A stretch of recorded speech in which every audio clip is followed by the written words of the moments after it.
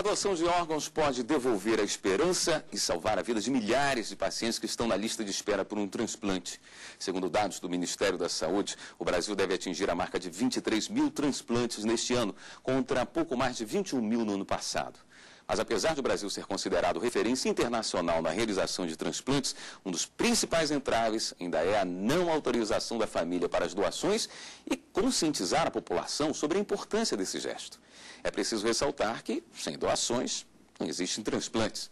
Para falar sobre o assunto, nós convidamos a doutora Daniela Salomão, coordenadora da Central de Captação de Órgãos da Secretaria de Saúde do Distrito Federal, e o doutor Arthur Henrique de Pontes Regis, integrante da Comissão de Bioética, Biotecnologia e Biodireito da Ordem dos Advogados do Brasil, seccional Distrito Federal. Agora, antes de dar início ao nosso debate, nós vamos assistir uma reportagem sobre o assunto preparada pela equipe de jornalismo da TV Justiça. Vamos mostrar que o drama de quem aguarda por um órgão para ser transplantado parece não ter fim. Aqueles que têm a sorte de conseguir um doador encaram o sofrimento como uma lição de vida.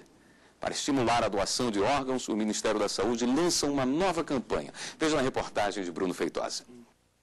Só o amor de uma família é capaz de salvar uma vida. Foi com esta afirmação que Maria Pia, que sofreu do coração por 23 anos, começou a entrevista. Ela foi diagnosticada com problemas cardíacos aos 27 anos e grávida de 3 meses. Foi encaminhada ao cardiologista. Após vários exames, ele constatou que o meu coração do lado esquerdo, ele não estava contraindo, fazendo a parte de pulsar o sangue, né? E estava com muita arritmia. Em 2007, debilitada pela doença, a professora foi internada e, desta vez, o médico deu o diagnóstico. A única possibilidade dela continuar viva seria o transplante de coração. Foi a partir desta notícia que começou a angústia em busca de um doador, que durou 1 ano e 4 meses. E só na 6ª tentativa, finalmente Maria recebeu um coração novo. Quando a gente acorda pós-transplante, né, da cirurgia, da anestesia, é uma sensação tão maravilhosa. Eu acho que Deus está com a gente naquela hora. Porque não existe palavras que consigam expressar o que eu senti. Hoje, após 3 anos e meio, ela é um exemplo de superação e conta que a fé e o apoio da família foram essenciais na luta pela vida. No último dia 27 de setembro, Dia Nacional da Doação de Órgãos, o Ministério da Saúde lançou a campanha nacional para incentivar a doação de órgãos, que traz o tema Seja um doador de órgãos, seja um doador de vidas. Com a publicidade, o Ministério pretende alcançar a meta de 15 doadores para cada 1 milhão de habitantes em 2015. Atualmente, o índice é de aproximadamente 11 doadores. No Brasil, a doação de órgãos precisa ser autorizada pela família do doador e não precisa de um documento assinado pela pessoa que morreu. 95% dos transplantes feitos no país são realizados por meio do Sistema Único de Saúde de forma gratuita, como prevê a Constituição. Em 2010, cerca de 1.800 órgãos foram doados. Segundo a projeção do SUS para este ano, a expectativa é de que o número chegue a mais de 2.000. Já a estimativa de transplantes para 2011 é de 23 mil, contra mais de 21 mil realizados em 2010. Atualmente, mais de 31 mil pessoas aguardam uma fila do transplante. Quando a pessoa vai para transplante, ela está no finzinho da vida dela. Ela já está em fase crítica. Eu considero assim, ela já está com atestado em óbito na mão dela, que só falta assinar. É o que eu sentia na época. Ela não tem tempo hábil de espera. E ela sonha desesperada por isso. Bom, doutor Arthur, me permite começar com a doutora Daniela? Parece que o grande entrave da doação de órgãos é a aceitação da família em ceder os órgãos. Esse é o problema que não permite que a máquina funcione melhor? Eu não colocaria dessa forma. Eu acho que o sistema de captação e transplante ele é complexo, ele tem várias etapas. Eu acho que a família, ela participa do processo e participa de uma forma bastante generosa. Eu acho que a gente tem várias outras coisas para a gente acertar nesse processo antes de dizer que a população está contra ou a favor.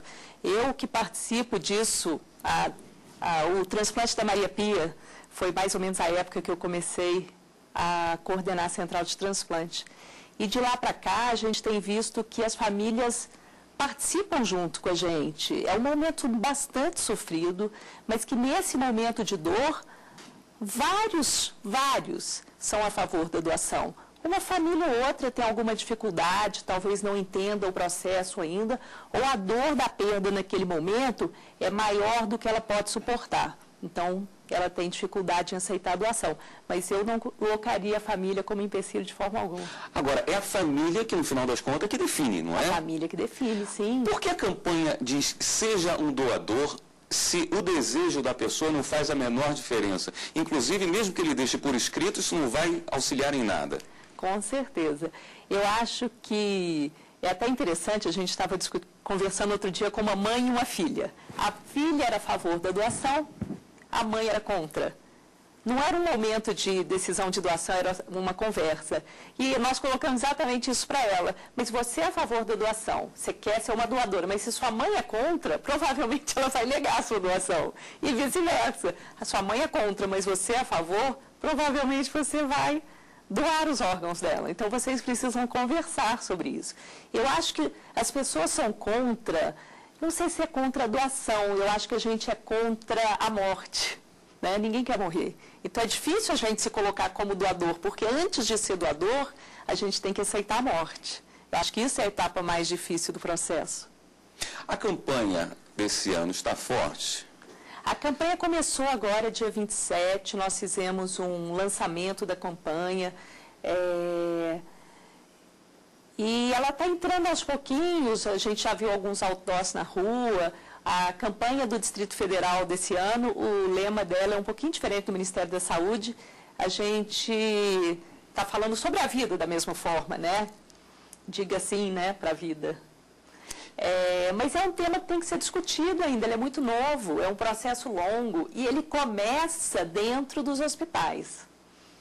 Eu acho que as equipes de saúde que estão trabalhando nas unidades de terapia intensiva, nas unidades de emergência, são as primeiras que têm que ter consciência da necessidade do trabalho com a doação. Arthur, como é que funciona essa coisa da ética? Porque a pessoa, na hora que vai definir se vai permitir a doação ou não, ela está numa situação assim, de um abalo emocional muito grande. Então, essa abordagem tem que ter uma postura muito centrada na ética. Existem algumas regras já pré-estabelecidas de como isso deve acontecer? Veja bem, como a doutora bem colocou, é um momento de muita dor para a família. É um momento em que um ente querido não vai mais estar presente no convívio daquela família.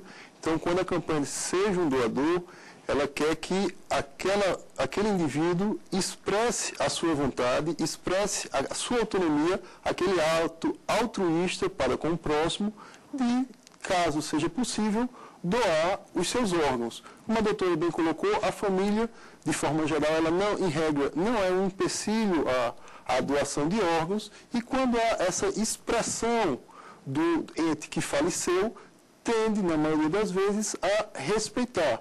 E lógico que a abordagem feita pelos profissionais de saúde é da melhor forma possível, se sensibilizando com a dor que aquela família vem passando.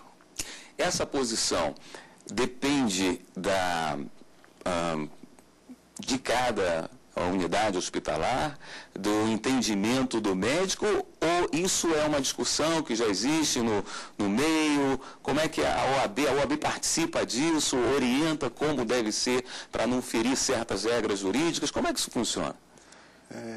A OAB, ela se posiciona no seu papel democrático, no seu papel constitucionalmente assegurado, em ser mais um elemento da pacificação social. Agora, por exemplo, a nossa temática da comissão nesse semestre é a implantação dos comitês de ética hospitalar na rede pública do Distrito Federal, que terá também a atribuição de assessorar esses eventos, de assessorar esses dilemas éticos, esses dilemas morais que vão surgir em virtude da doação, do transplante de órgãos. A quem cabe esse primeiro momento aí?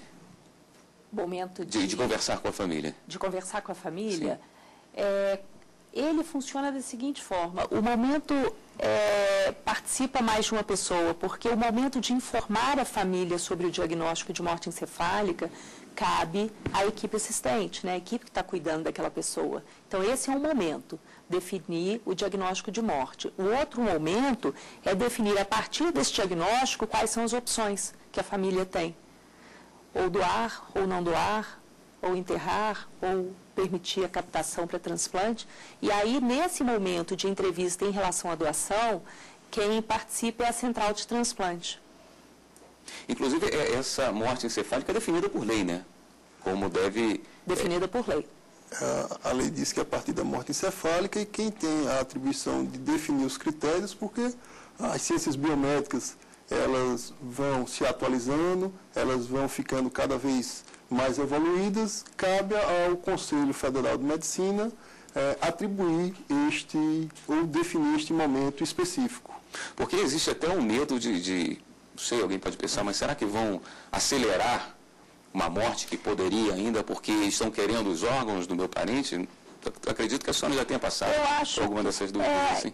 Hoje não. Assim, eu acho que talvez quando surgiu a conversa de doação, isso talvez tenha passado, né?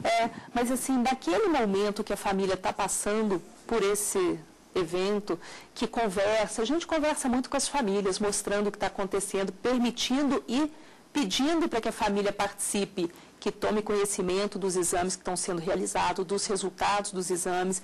Então, eu acho que isso dá uma transparência e segurança à família, independente da vontade dela de doar ou não.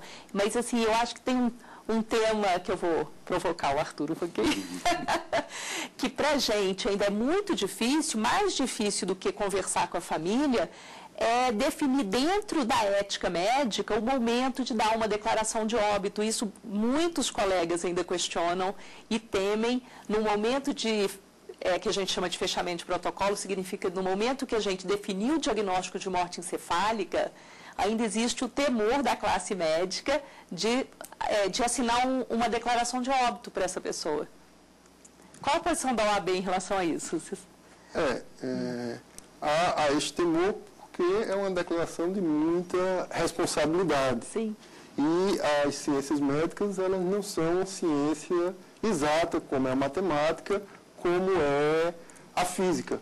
Para isso que a OAB entende necessário a implantação dos comitês de ética ou de bioética hospitalar na rede pública, exatamente para assessorar os profissionais da área de saúde nessas questões, nesses dilemas de cunho ético. Outra questão também que vai se apresentar é que o próprio conceito, a própria definição de morte encefálica, ela foi cunhada exatamente com o intuito de poder obter os órgãos para doação. Então, nós caímos aí nessa discussão que já se alonga há séculos na humanidade, de quando começa a vida e quando termina a vida. E qual é o seu sentido, logicamente, entre este começo e, em tese, porque algumas religiões entendem que ela não vai terminar com o fim do corpo físico, quando termina a vida, pelo menos para o direito. Mas a morte encefálica parece que é bem definida já. Sim. A legislação, como deve ser feita, os exames, quem assina, quem não assina. Sim. Parece que isso é uma coisa já bem definida. A morte encefálica, sim. Ela é bem definida. A gente tem os critérios clínicos e os exames, os testes que devem ser feitos, o período entre um teste e outro, quais exames complementares e a descrição de como ele deve ser feito. Isso é muito bem definido.